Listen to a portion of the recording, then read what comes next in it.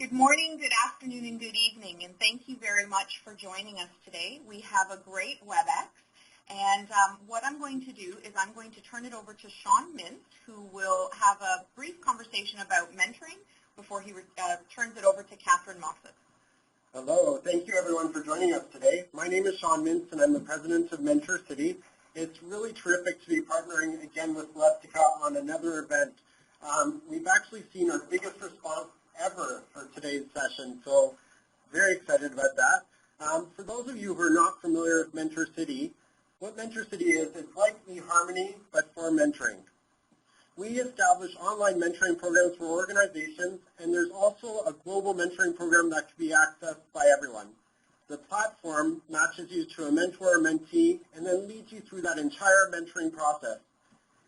During today's webinar, you're going to learn strategies for mentors and mentees on how to have great mentoring conversations. Now, these conversations can be totally game-changing and life-changing. So after you've attended this webinar, I encourage you to log into Mentor City and put those skills into use by starting a mentoring relationship or getting connected to your mentor or mentee. We also encourage you to fully participate in this webinar by responding to polls and by joining the conversation through the chat feature, where you can send a message directly to Tara from Celestica, who's the host for today's session, or you can share your comments with everyone who's on the call today. It now gives me great pleasure to introduce today's mentor and speaker, Catherine Mossa. Catherine is a fellow, a certified management consultant, and the president of Sage Mentors, Inc. She has worked in the field of mentorship for many years and is an international speaker who has published books and guides for mentors and proteges. For more information, you can go to www.sagementors.com. Please join me in welcoming Catherine. Thank you very much. It's a great pleasure to be here today and to help you have great mentoring conversations. So thanks to Celestica for hosting this event, and for Tara and Susan and Kathy, and all the work you've put into helping get this organized, and of course to Sean and Mentor City. So today we have an agenda of what you're going to take away, and so if we can go to the first one. Okay. So hopefully what we'll be able to accomplish is you'll be able to take away a clarity on what the mentor does all the time, every time, such that you can maximize the value of each conversation that you have. We'll clarify what the mentee protege does all the time, every time, such that you gain and contribute value from your conversations. We'll identify some ways to build depth in your conversations and dialogues across the three significant phases of the mentoring relationship. And we're going to identify an effective way to give and receive feedback, since that's such an important part of what the mentoring conversation is really all about. So I thought it would be helpful to start with just a little bit of background on some definitions, just to get us off on a good path here. There are many definitions of mentoring, but at the core, mentoring is really all about learning. And it's what I call learning about things that you can't learn any other way. You can't learn it in a book, and you wouldn't typically learn it in a classroom. Because it's learning about the culture of an organization, it's learning about how different people operate, it's different ways of thinking. So it's really learning about what you can't learn other ways.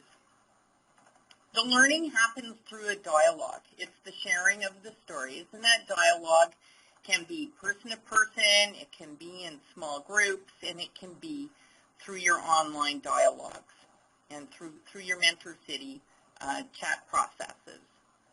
The outcome generally is an improved confidence and a capability to make more effective decisions, and that's in all aspects of our lives and in our careers. And it actually is the secret ingredient to being an awesome leader. So it's very important to have mentors at all stages of your life.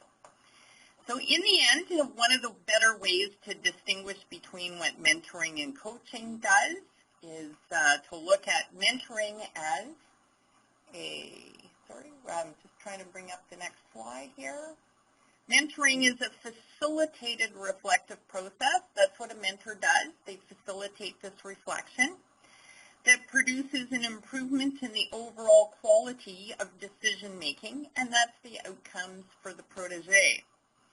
Coaching is facilitated practices that produce a positive change in a business behavior on a set schedule within a limited time frame.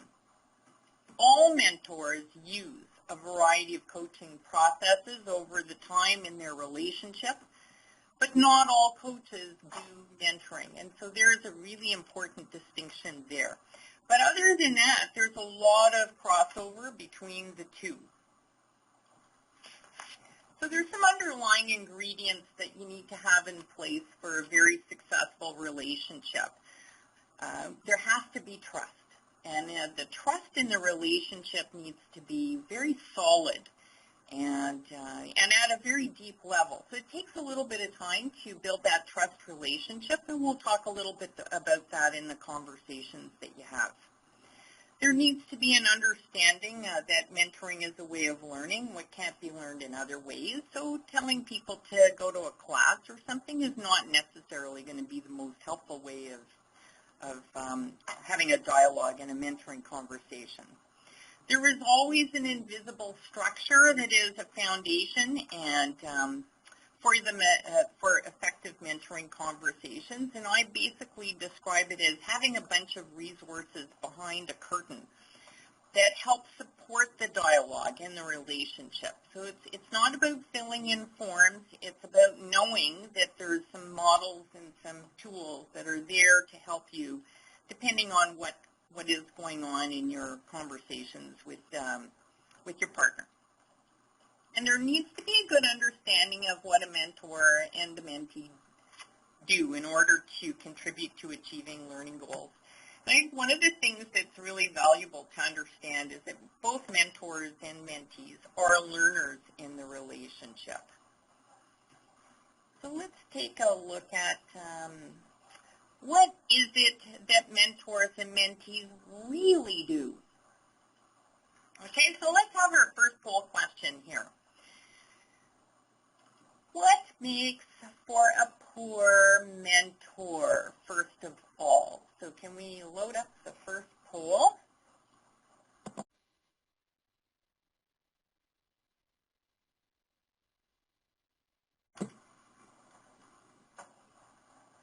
Okay, so choose what you believe. I think you can only choose one answer. If you can choose more than one answer, go right ahead and do so. But if it's only one answer, then choose the one that is the most important that you believe that makes for a pretty poor mentor. I'll give you another, I don't know, where are we on our poll?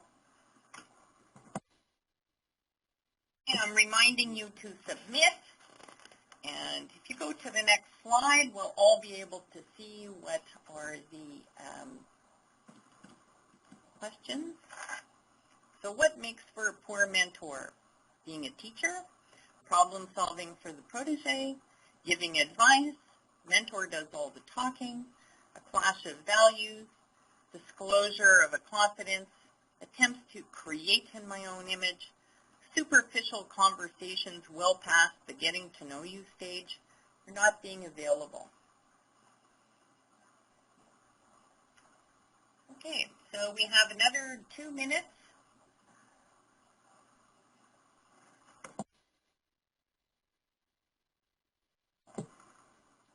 So let's close the poll and see what kind of answers we have here.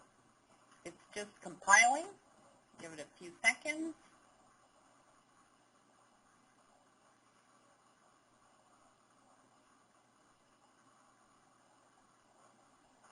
Four, three, two, one.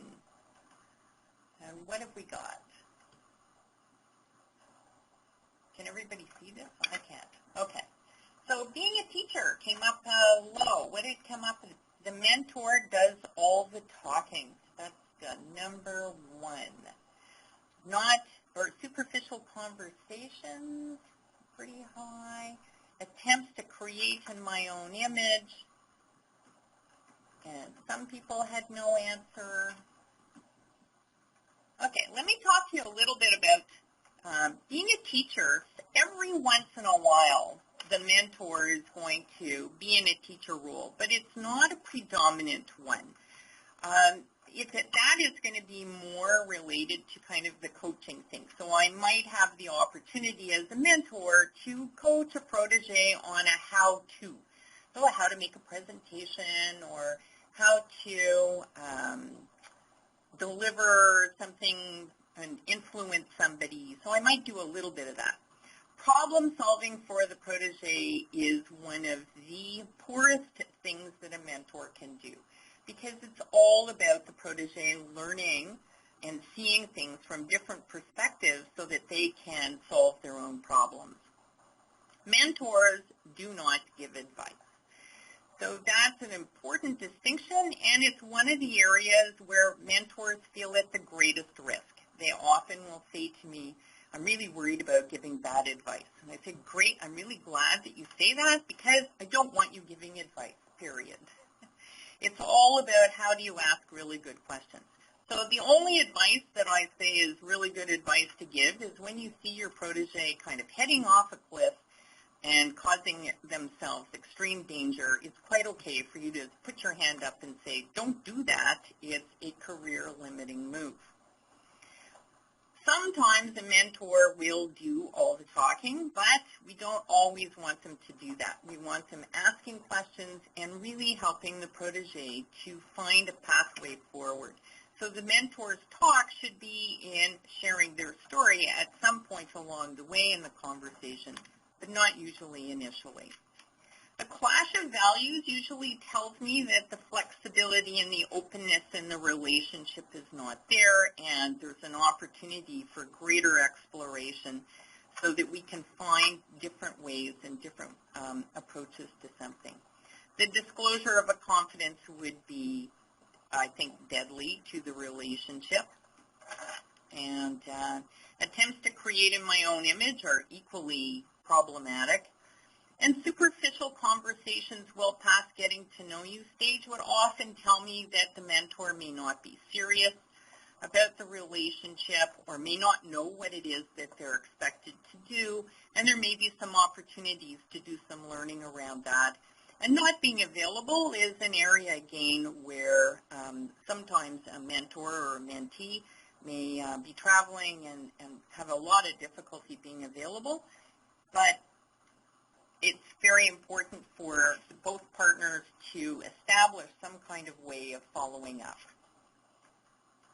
So there are essentially three things that a mentor does all the time, every time: dynamic listening, storytelling, and instilling accountability.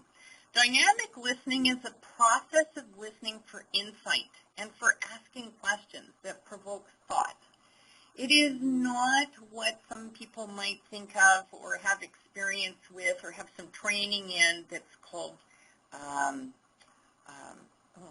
lost the thought in my head. It's the reflective listening. So reflective listening is all about reflecting back to the person what it is that you're hearing.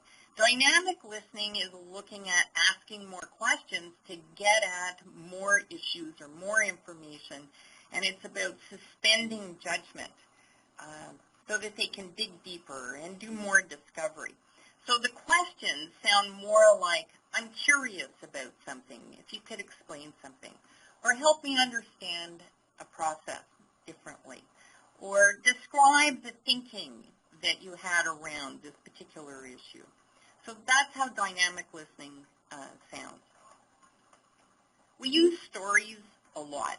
So it's all about the mentee, first of all, being able to tell their story. They're going to describe an experience that has got them thinking or questioning. And the mentor is also going to be using stories more as metaphors for learning lessons. But they're drawing on their own life experience to do that. And instilling accountability is remarkably simple. It happens very easily in terms of asking a simple question like, what did you do with the information after our last conversation?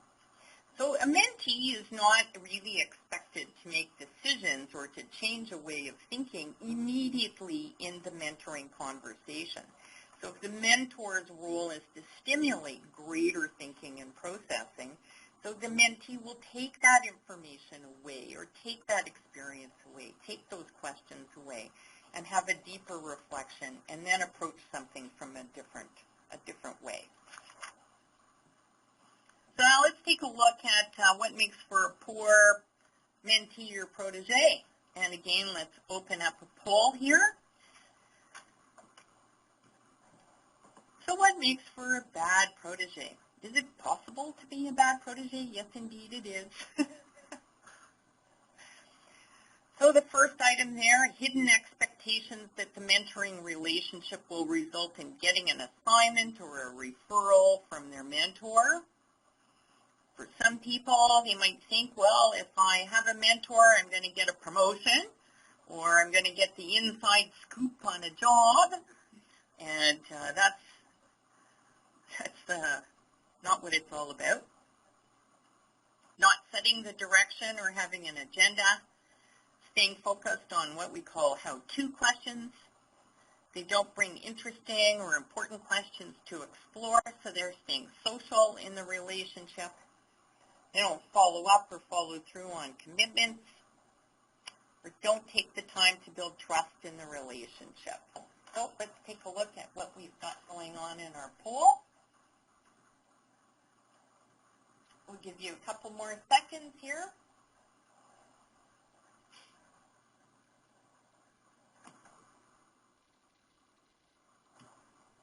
Wow, not following up is, we've closed the poll.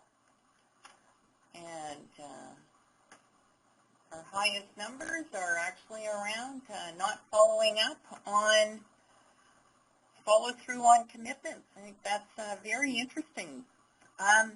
So hidden expectations, the first one, it is often very common, and sometimes people are unaware. They're quite unaware that that's going on. And they may be thinking that having a mentoring relationship is all about getting a promotion or advancing or any variety of different things. And often in leadership development and development of potential and talent, we'll have as an outcome some things related to getting prepared for more complex roles in the organization. So sometimes the role, there's a blurring of that line, but I think it's very important to think of the mentoring relationship as a learning opportunity as opposed to an outcome opportunity. Sometimes setting an agenda is an extremely important thing to do, and sometimes it's important to set aside an agenda and allow a conversation to have a natural flow to it. So it's important to have a bit of balance here. Some people really, really operate effectively with having a very clear agenda, advanced preparation, preparing the mentor in advance, maybe even doing some readings in advance or having some questions to work with. So it's very important to understand what is the preferred style of both partners, to be able to work with the idea of, do we have an agenda or don't we have an agenda? Some relationships are going to be all about how-to, and other relationships are going to be much, much deeper. So it'll be important, again, to have the conversation in your relationship about what works for you, what are the real goals of the relationship, and what does the mentor want to learn, and what does the protege want to learn. Again, staying social, we've talked about that quite a bit.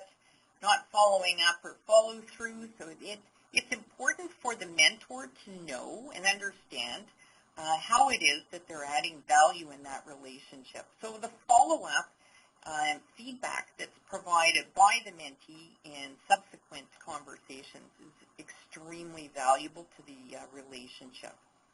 And it's critical to be able to build trust in that relationship. So once trust happens, everything else flows from there. It's a real foundation.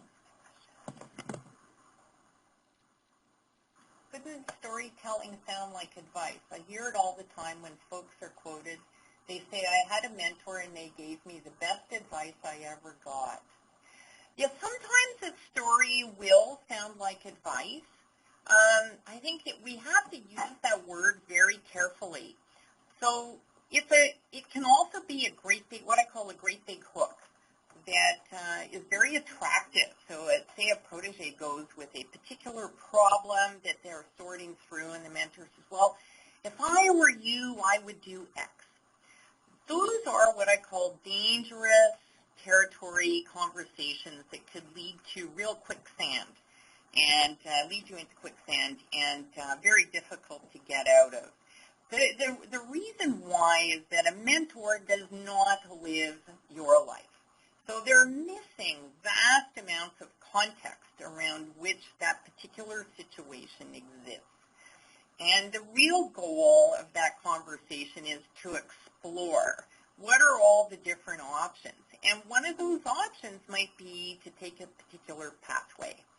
But if I were to say, I advise you to take that pathway, then I, as a mentor, kind of run into a bit of a dangerous territory there, because you could take that pathway, having not considered all the other options, and make a decision that actually doesn't suit you. It might be a decision that suits them. So it's important to walk that rule very carefully, and we use advice as pretty much part of our everyday conversation. So it's really a matter of what is the decision, and is the decision being owned by you? And if that's the case, then that's great. And we can use the word advice. I'm just saying be very careful. Okay, so let's continue on. I have another poll here for you. Very quickly here. Let's take a look at, have now taken a look what isn't effective from a mentee's perspective. What is it that you really need to be doing to get the most out of that mentoring relationship? So we have, again, 6 points here to talk about your goals. Know what it is you want to learn from your mentor. Set the agenda. Know how to take steps to build trust with your mentor. Have problems to discuss, and bring questions to explore. So let's take a look at what you've got here.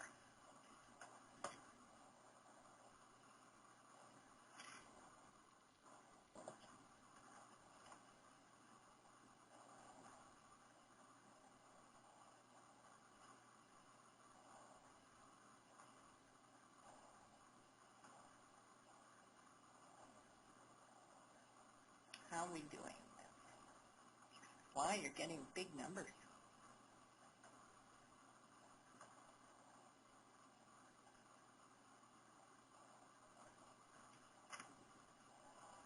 Yeah, okay, we're going to compile here. Show you what you said.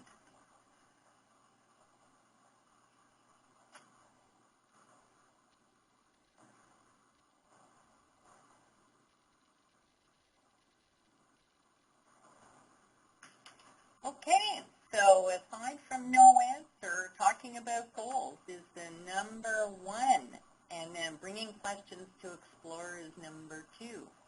Well, this is excellent. I think talking about goals is often where the mentoring relationships begin. But sometimes the mentoring relationship is actually going to be about learning how to set goals. And goal setting at different times of your career are actually going to look different and sound different. So sometimes what happens in a mentoring relationship is we start off with a goal in mind. Okay, so I want to become a leader, and I want to become much better at influencing customers and being able to handle that customer relationship more effectively. You know, that's a great goal to have and to learn with a mentor. And once I get into that relationship, I discover things about the mentor that are truly remarkable. And I discover that that mentor is absolutely brilliant at influencing across a much broader audience. And I will have then an opportunity to really learn how to influence So the goals can actually change and shift over time in that relationship, and that's a really good thing. And the mentor is also going to have some learning objectives too. So when I was a mentor in a program to help new Canadians get integrated into the workplace, I found it was incredibly valuable for me as a mentor to actually get a deeper appreciation and understanding of my own culture through learning about the culture of someone else. And that really helped me a lot with many things that I do. Sometimes proteges don't know what it is that they really want to learn. And that can be okay. What we want to do is to make sure that that conversation happens early in the relationship with the mentor so that the mentor can ask a lot of questions and guide them and provide some good questions that are going to help that mentee to really think about what it is that they want to learn in the relationship. The mentee is pretty much 80 or 90% of the time the one that sets the agenda. They bring the questions to explore. A mentor knowing, so if I know going in that this relationship is all about learning how to influence with integrity, I may have, as a mentor, a number of tools, a number of resources, or a number of scenarios that we can work with over the course of the mentoring relationship. So I may have a little bit of input into how that agenda flows, and that's a good thing. And bringing the questions to explore, one of the things that I've often found is people will say, I have no problems. I'm good, I have no problem. So think of it differently around, so what is it that I want to experience, and what do I want to understand a little bit better? So if I'm working I worked in a high-tech company for a while, and I worked in human resources, and I really needed to understand the system software side of the business more effectively. So I actually matched myself up casually with one of the people that sat on a recruiting panel with me, and he was the network systems architect. And I had him take me through the business and to really understand what was important in the decision-making processes that they have, and then I could look at what it was that I was doing in my business to help them more effectively. And it was a great relationship, and for the entire time I was with that high-tech company, he was my go-to person to help understand the business from a different from the perspective of fundamental operations. Okay, so let's take a look at poll number, we already did that one. I'm on the wrong page. Turn the page. So what are the three things a mentee does all the time, every time? They bring questions to explore. So I call it, you're moving into the role of being an anthropologist. So it's the exploration. It's trying to figure out, well, what are the little surprises along the way? It might be, I had this brilliant idea. I took it to my team, and I thought it was going to fly, and it bombed.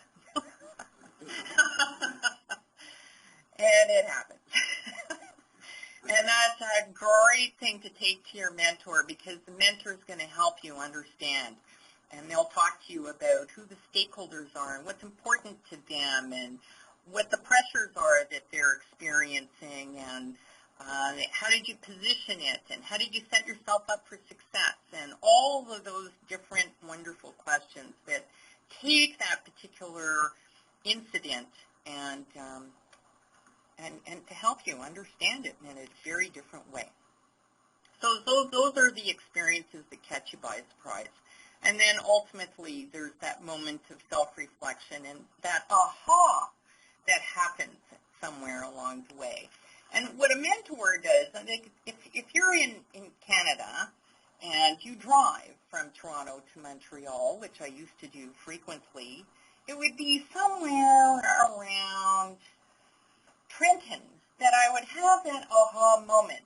And if I was going the other way, it would probably be Cornwall.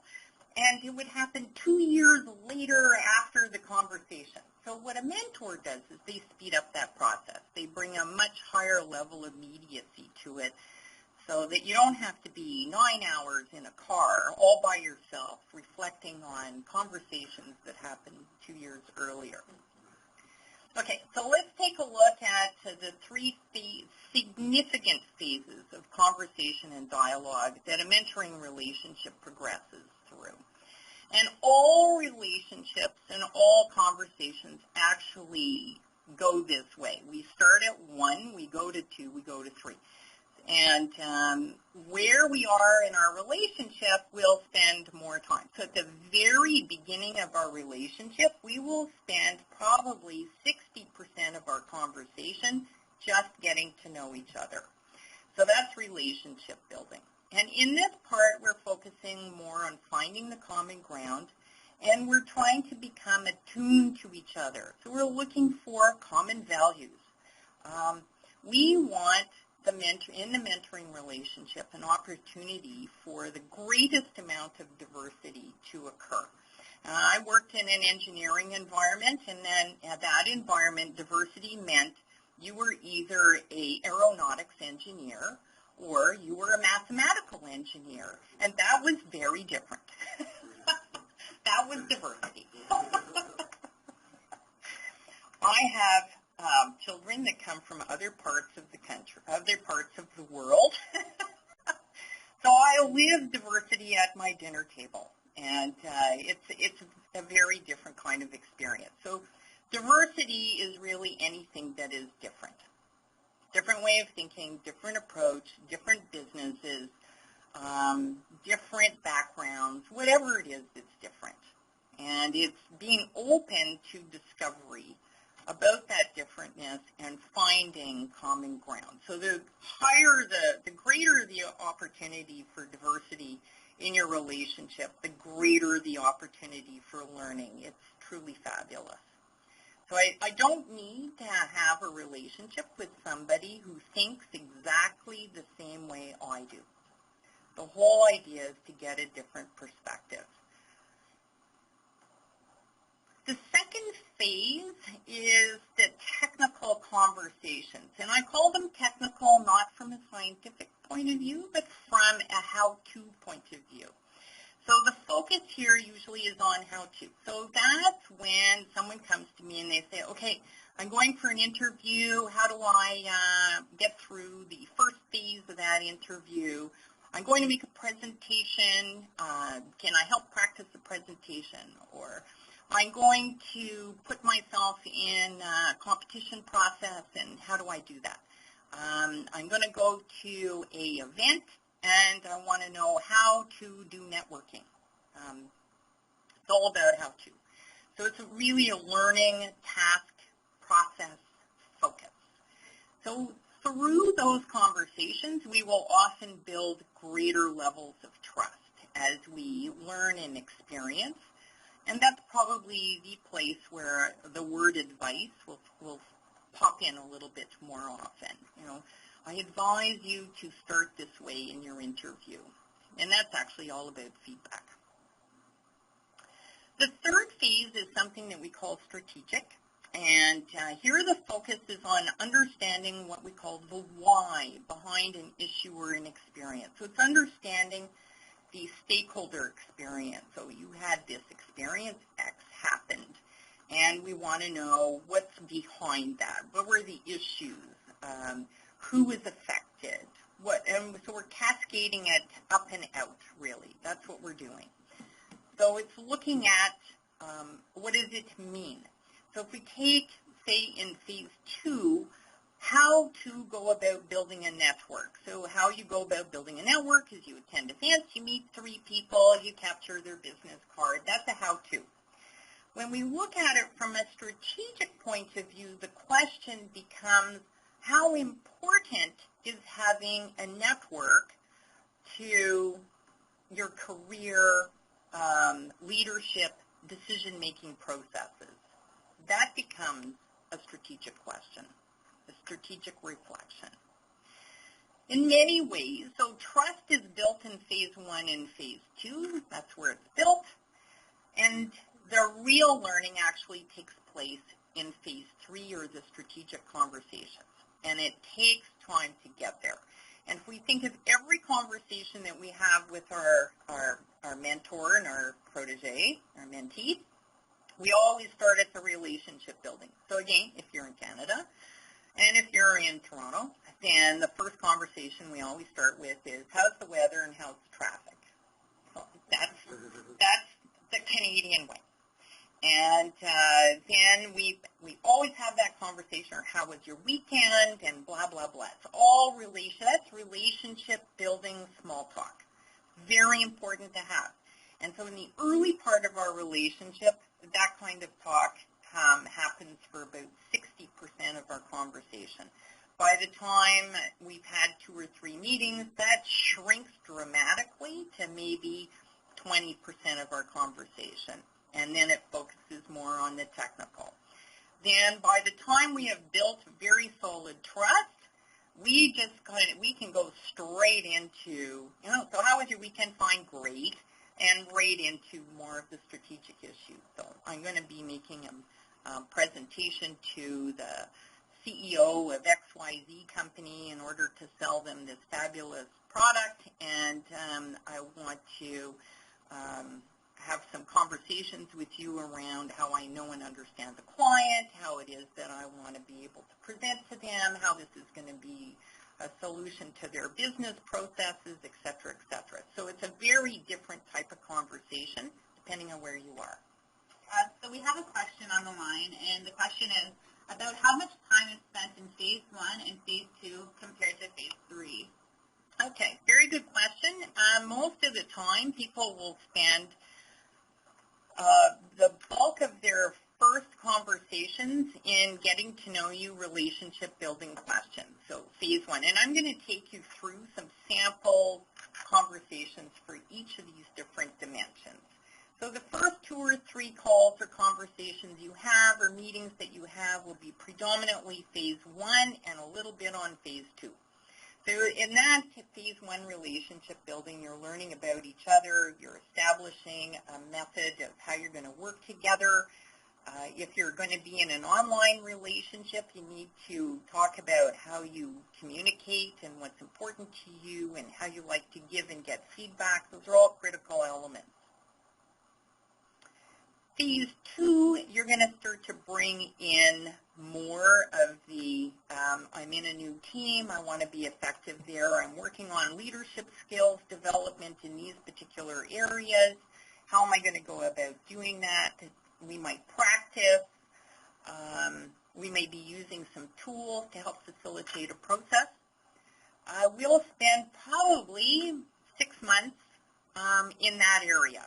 So 6 months of the first 6 months of the relationship.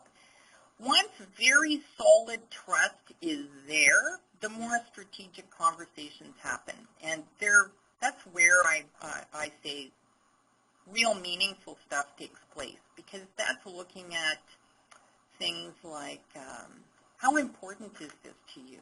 How are you achieving a sense of balance with what it is that you're doing for your work and your career with other elements of how you're living your life and what's important in your life. So balanced conversations tend to happen at more of the strategic conversations. Interestingly enough, mentors usually want to get there a lot faster than a protege is willing and able to go there. So it's pretty normal. I hope that answers the question. Okay. Some relationships don't get there, and in leadership development in particular, that tends to happen a little bit later because the issues are so big. They're much more complex, and they take much longer to work through, and there's real stimulation in the conversations. I'm going to give you some examples of each of these, and then I'm going to wrap it all up with the feedback, because feedback happens at each phase, but I'll talk about feedback separately. Okay, so our first great conversation phase is in relationship building, and the conversations often start with that fabulous interview question, so tell me about yourself. And so this question is actually designed to help you relax, and it tends to do exactly the opposite. So let's take a look at a slightly different way to approach this. So here's a friend of mine. Her name's Penny, and she's a very successful entrepreneur, and she's been named as a trailblazer in Canadian business. She's matched with an individual, so she's a mentor, and she's wonderful. She's a really, really wonderful, vibrant personality. So let's take a look at what would be a really good question to get to know your partner. So that first, so our poll is, tell me about your career history, or tell me about some of the life experience you've had that have shaped who you are today. So choose A or B. Where would you like to start?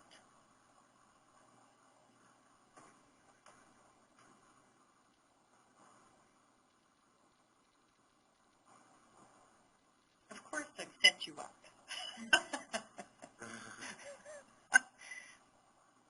Okay, so we're just waiting here.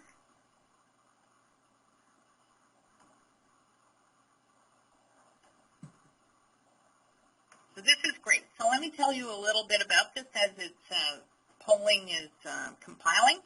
Tell me about your career history is going to get you a very standard type of answer like, oh, I started my business 20 years ago, blah, blah, blah. Pretty blasé in many ways.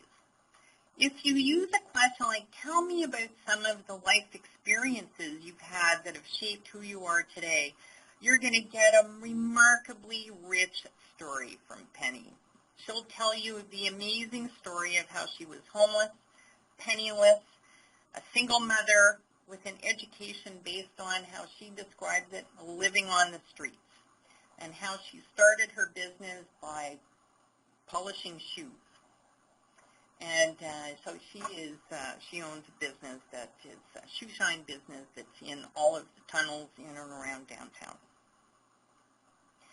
And she's really wonderful. And I think one of the things that can happen in a mentoring relationship is to put the mentor on a pedestal and to see the mentor as someone who is up there and has this life of Riley, the glowing thing that's going on there. And what we really want to do is to get into the real life, real person. So it's very important to ask for all of you to ask really good questions that are going to help set aside any of the preconceived ideas or assumptions that you've got going on to get down to the real person as quickly as possible. So it also behooves the mentors to be able to talk about some of their toe-stubbing experiences along the way. And they really enrich the story and the relationship very, very quickly. So one of the other questions that I really like there is to tell me about some of the things you wished you had known when you began your career. It's a great question to start off. Okay. I have a question. Isn't asking about personal experiences too personal? Well, that's a really good question, actually, because the whole idea in a mentoring relationship is to get personal. So if you find that your partner is a little bit hesitant, maybe you'll start at more of a career place and say, how is it that, tell me a little bit about your career. Don't stop there. Go the next step over and ask things like, so how did you choose that career? What were some of the things that influenced you earlier in your life that got you there? So, yeah, go ahead and do the tell me about your career. Just don't stop there. Get to know the person behind what's on the resume. Those are the kinds of things that will help you to build trust. There's a variety of different exercises that you could do, and I don't know if you have some on your website to help people to build a relationship. There's things that you can do that will really help with that. Even things like as simple as, what are some of your favorite activities that you do? What are your favorite travels, favorite restaurants? We have a list of questions to, when you're really starting that mentoring relationship. There's, in the mentee tips section, there's a bunch of questions that you could look at, and it'll give you some good ideas. That's great. So that just adds to what I'm sharing with you here. Okay. So some great conversations for phase 2 technical how-to types of questions. Here's a scenario that I see frequently as a mentor. So I'm excited because I've just joined a terrific team that is working on the relaunch of Product X. This is a great time for me to be involved with something that will really make a difference. I'm so excited. And I want to make this a great team experience. So what should I do to get off to a good start? So that's a how-to question. So we can look at some good high-value questions that will help the mentor to stay in a questioning mode before coming back to answering the question around how do I get off to a good start, because it's really all about the mentee going on a bit of a discovery to see how it is that they can get off to a good start. So let's take a look at our next poll, which are to get at some good or high-value technical how-to questions. Okay, so we have here, what is your role on the team? What skills will you use? And what skills will you learn by being on this team? What will you need to do differently on this team compared to previous team experiences? How will you find support for your ideas on this team? How will you build your network of influence with this team experience? And how will you build your understanding and awareness of others on this team and what is important to each of them? So let's see what we're coming up with here.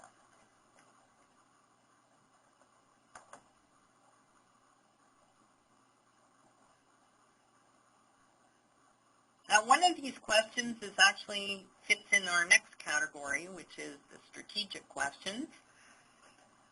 And I'm going to test you, Sean. Which one do you think that is?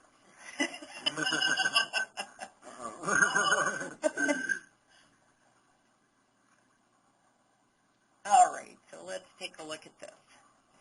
So what is your role on the team is actually a really good beginning type of question, and you'll see that some others are very effective follow-on, flow-through questions.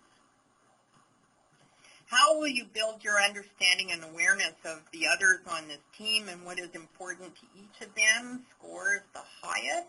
No. Yes, it does.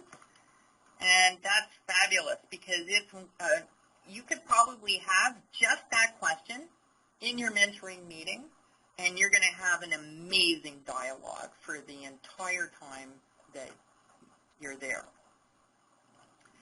And the others can actually flow through from there. You can use any of these questions in your conversations or dialogues. And question number, Sean, can you guess which one it is that is more of a strategic question than a how-to? The last one? Actually, it's number 3. What will you need to do differently on this team compared to previous team experiences? And it is more of a strategic conversation because what it does is that it really focuses more on the self-reflection and self-assessment of what it is that I did on another team and what worked for me and what happened on that team and the different types of relationships. And then you can link that one into number 6 to building understanding and awareness of others. So you can see the flow that is really quite nice here of moving from stage 2 to a stage 3 type of conversation. Alrighty. So let's take a look at phase 3 or strategic conversation. Here, these tend to challenge the mentee a little bit more. They're a deeper reflection. answers are not immediately apparent, a mentee might sit in a chair and go, wow, that's a really good question, because it's stimulating a deeper reflective thinking process. So if we're continuing on from our example of our person that's joining a new team, we can see there all this excitement around getting a new team, and it's really exciting. I want to go and start something new, and what should I do? And now we're moving along into looking at things at a much deeper level. So the mentor needs to actually have a bit of a self-reflection for themselves to actually get into these strategic conversations. So they're going to be thinking about, what is my motivation here? So is my protege ready to go into a deeper level of conversation? Is my question going to help them with their thinking, or is it really around my own needs here to satisfy my own curiosity, or to tell my own story, or to do something else? So I don't want to, as a mentor, to hijack the conversation. So I have to know where I'm coming from in that conversation. So is my mentee ready to be challenged? And is there sufficient trust in this relationship for us to be able to move forward here? And then is it the right timing for me to pose the question? Because sometimes timing isn't right. We need to hold on to it and tuck it in the back. So let's assume we're moving forward. So let's take a look at this scenario here. We have John. He's an electrical engineer, and he's been offered a transfer opportunity to Singapore, and he isn't sure he wants to make the move. So I'm his mentor, and I could go, oh, Singapore, fabulous, most beautiful airport in the world. There's orchids everywhere. You should go to Singapore. It's fabulous. And then you can just hop on a city hopper, and you can go and visit Angkor Wat. This is great. You could go to Vietnam. Like, this is an awesome opportunity. So I hijacked the conversation. So I need to be able to step back from that, and I need to think about it and help John with his thinking processes. So his question is, how do I reconcile my responsibility to my family with this great job opportunity in Singapore? So let's open a poll here. So what would be a more effective question, A or B? So tell me about the job. Is it a promotion or a lateral? Or what are some of the things in your life that have shaped how you chose to get into engineering and electrical engineering as a focus? What would the Singapore opportunity represent to you?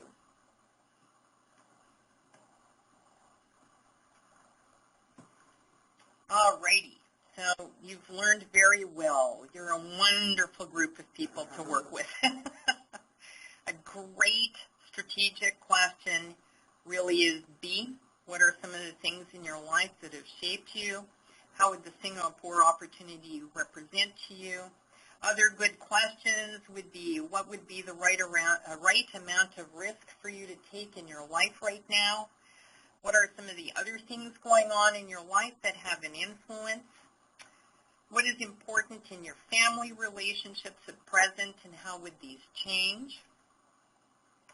What values are most important to you for your career choices right now? And these will change. So an opportunity like that might be good now. It might be good 5 years from now.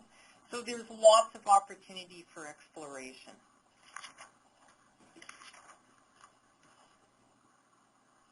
Here's another scenario that brings us into the strategic domain.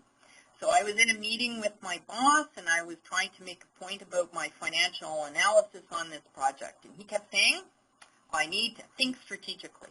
I was strategic. I don't get it. He just doesn't understand me. Okay? What would be good questions for the mentor to ask? Again, let's put up, did I put a poll here, or did I? No, I didn't. So I think I just go to the next slide. Yeah. So what is more effective questions here? So we can ask a number of questions, like what does think strategic mean to you? What were you trying to achieve? So those two are a little bit more of the how-to. The strategic part is going to come into what is important to your boss. What does your boss mean by think strategically? And then the third one, which is really all very powerful question, how can you make it easier for your boss to listen to you? And I actually use that kind of one, and that's in my little tip box of standard questions that I ask. So you can see there's lots of opportunity for great dialogue, and then part of that process is going to be the opportunity for providing feedback. So let's take a look at how easy is it for you to provide feedback. Next goal. So it's easy. Do it all the time. Or I'm okay with it because you've had good training. People tell me I'm blunt, very straightforward. I use the sandwich method. The sandwich method is I put a positive and a negative and a positive. Or you're really good at this. You didn't do so well at this, but you're really good at this. Or it's a struggle most of the time, so I just don't do it. All right, so you can be honest. It's okay. Look at how many people are not answering this one. We'll find you. Aha, we have the opportunity for mentoring around how to give feedback. Okay. All right, so don't forget to press your submit. All righty.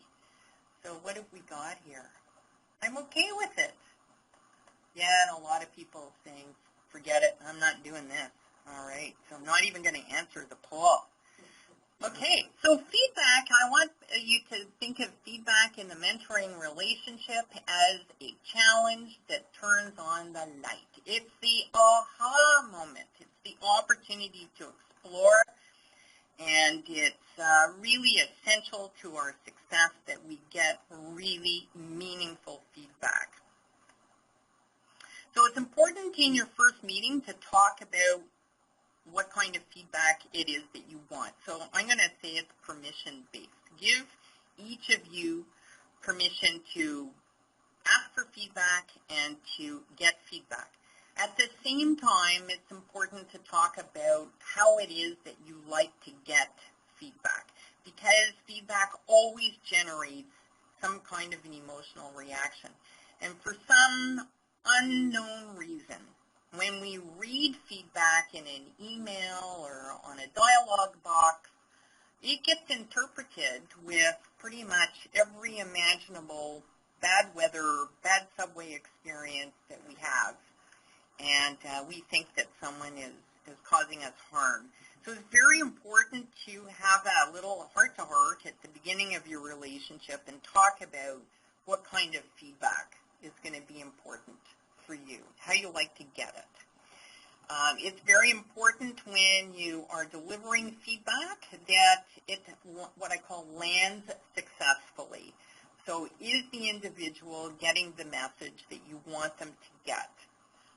If you're in a person-to-person, face-to-face conversation, whether it's by Skype or by actual physical face-to-face, it's important to allow the silence that when you've delivered feedback, that person has to integrate it. They have to move it from words to meaning to something else, formulating a question. It has to get integrated. So it's important to allow the individual to hear it, to listen, to let it land, and just hold your peace.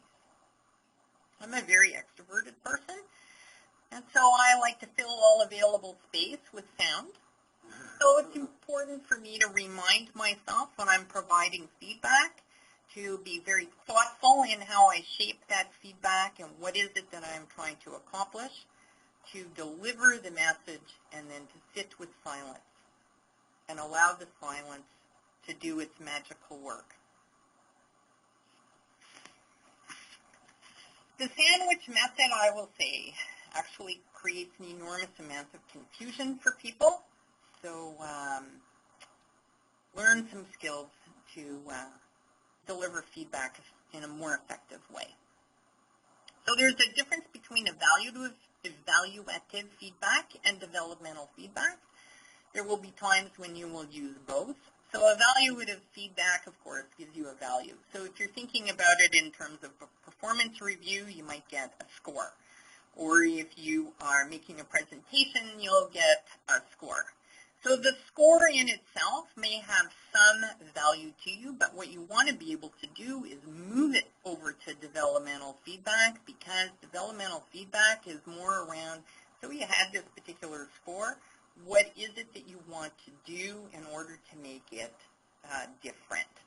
So thinking of it in terms of the performance was X plus the plan is now Y, and that's going to equal new behavior. And the mentoring relationship really focuses in on that developmental picture. Okay, I have an eye on the time here, so I just want to go to the developmental feedback model that will help mentors a great deal, and mentees as well. Knowing this, you'll be able to work this model. So the reflection process happens, it's bookended. So the mentor needs to have a personal reflection to begin with. So what are my intentions in this feedback? And at the end, how do I think this feedback is going to land? And then adjust accordingly. The first part is, what are the observations? And you have to be very specific and factual with the observations. Then look at what is a better way. And that can often be a very tricky place for the mentor to go. So it's really analyzing and looking at, this is what I'm experiencing with you. This would be a better way. This is what is not working. And you can have a conversation here around what it is that's making it not work, and then having a conversation around what are the next steps and commitment to new learning. So it's a really nice model to work with. Keeps that relationship in a safe place. So let's make a few words here on making your online relationship work. I think I've covered off a number of these points at various places along the way in the presentation. So it's just a summary here. Take the time to build the relationship. And working in an online type of relationship takes much more effort to build that trust initially than face-to-face, because we're missing some of the different cues that we typically pick up on style and communication style, personality style. They're missing. So we have to be able to take some time to get to know people really well. Create a partnership agreement and work with that, and go back to it and use it as a guide along the way. Use a professional writing style all the time. Our colloquialisms are really quite unique to their particular cultures, and we often don't know what different things mean to people that come from different backgrounds to ourselves. So keeping it on a professional level, it tends to work really well. Discuss how you're going to give and receive feedback. Very, very important to do. And, of course, always have a backup plan. Like use the phone. Any other questions have popped up here?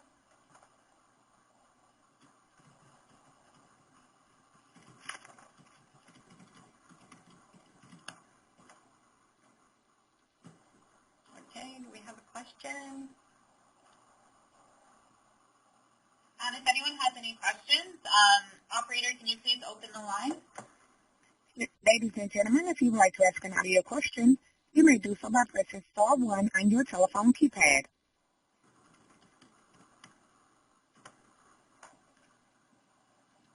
And your first question comes from the line of Richard Pinnock. Hi, I have a question regarding how the Mentor City tool can be used to address all of these complex challenges that we have when we're trying to mentor. Everything that was covered today was great foundational information, but what are the benefits to actually using this online technology? How does that tie in? If we can get some comments on that, that would be great. Yeah, so thanks, Richard. So the Mentor City tool, what it really does is that it helps organizations match mentees to mentors so that they can work on some of these issues that help people develop their leadership skills. It could be about succession planning, diversity and inclusion. So people really progress as a result of having like a dynamic mentoring relationship on the site. And then it takes things a little further by it actually helps lead people through that mentoring relationship so that they're really effective relationships. Because a lot of relationships, they might not be following all the things that we just learned today. And so the Mentor City really keeps people engaged in the process, which is really important. Thank you.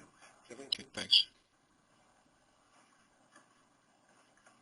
And your next question comes from the line of Michelle Eric. Go ahead, Michelle. Oh, hi. I was just wondering, you mentioned that the sandwich method can be confusing for people. Yeah. And I was just wondering if you could elaborate on that. Well, when the sandwich method happens, it usually sounds like you did really well with this, you really need to work on this, but you did really well with this. Mm-hmm. So when we bring a but into something, we stop listening to the message, and the message that's in the middle gets lost. So what we want to be able to do is to deliver and work with the most valuable piece, which is the feedback, and to work with that. Okay. Thank you. You're welcome. And again, ladies and gentlemen, if you would like to ask an audio question, please press star 1. And your next question is from Heather Mill. Go ahead, Heather.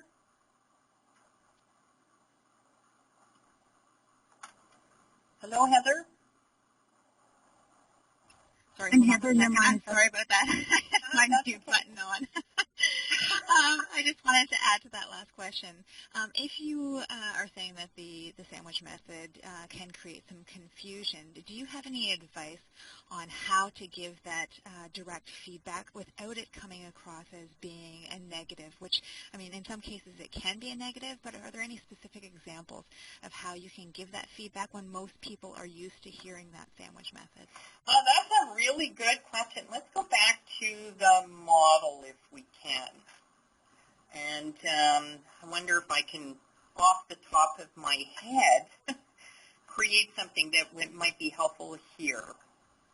So I want to start with what is an observed. So a description of what I saw or what I felt, what I observed or what I heard. And that might be, in the meeting today, what I observed is a disconnect between you and the speaker. And it showed up in body language by the crossing over of things, being distracted, looking for things in your briefcase. So that's what I observed. A better way to develop credibility with the partners or the people in the meeting is to maintain eye contact, to demonstrate listening effectiveness, whatever, okay? So that is describing a better way. So if I'm describing a better way, that means I've given it some thought, and I'm looking at providing feedback that is designed to be helpful to the individual. So now I might want to get into looking at, are there other ideas that you have to make it more effective for you? Or can you talk to me a little bit about what was going on with you that was distracting you? So I have really bad allergies. Oh, dear. So, okay, now let's work with that so that the next time you go into meetings that you're more effectively prepared because it has an impact on your credibility, da-da-da-da-da. How's that? No, I think it's great, and I think I'm pretty clear on how to give the feedback. My question is more about how to preface it. Is there a way to preface it to prepare the individual? And I know you had talked about agreeing up front on how you like to give and receive feedback, and maybe that's the key.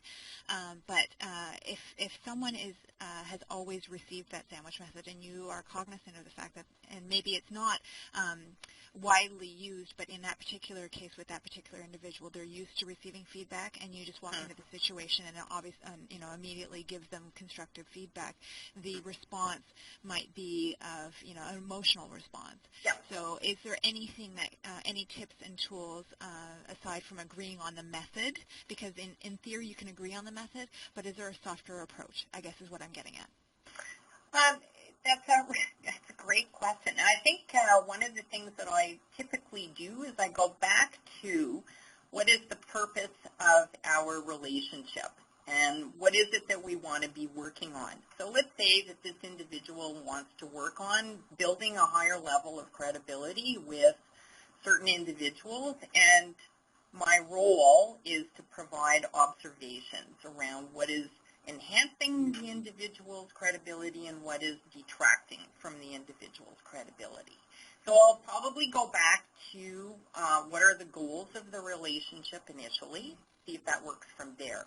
Right. If the individual is going to have an emotional reaction, which they're going to have, I want them to describe, I want to pick up that ball right where it lands and say, okay, I'm seeing here that this is landing it with a little bit of difficulty. It's creating an emotional reaction for you. Shall we talk about that? I'd like to understand that, and I want to pick it up from there. Okay. Thank you. You're welcome. Yeah. And your next question is from Lisa Dantas. Go ahead, Lisa. Hi, my question is trying to determine when would be the best time to be a mentor. I'm thinking of doing it, but I have my own doubts about my suitability, even though I know I could certainly have a lot to offer and share with someone interested in being in a mentoring relationship. So do you have any tips or suggestions just so in terms of our own self-awareness to sort of know when would be a good time to be a mentor and maybe not a good time to be one?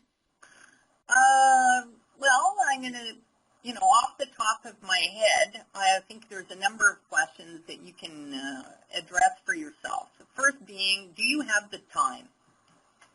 So if you don't have the time, then it's not the time. That sounded really good. But that's probably one of the most critical. If you've got a travel schedule, if you've got different things going on in your life that are actually going to create some difficulty in you devoting time and effort to the relationship, and I'm going to suggest it'll be about 2 hours a month, give or take, depending on what it is. The other thing to look at is what is the area in which you would really like to be a mentor.